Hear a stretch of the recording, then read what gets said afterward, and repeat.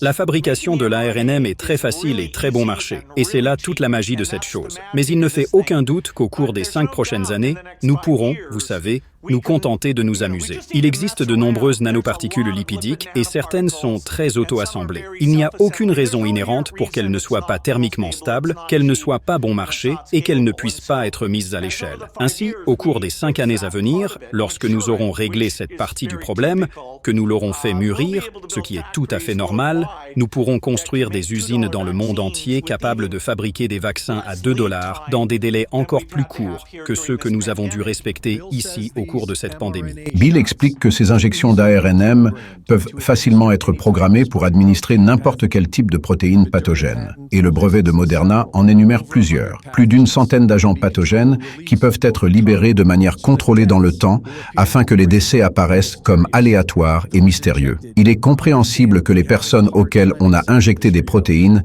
aient du mal à accepter cette réalité.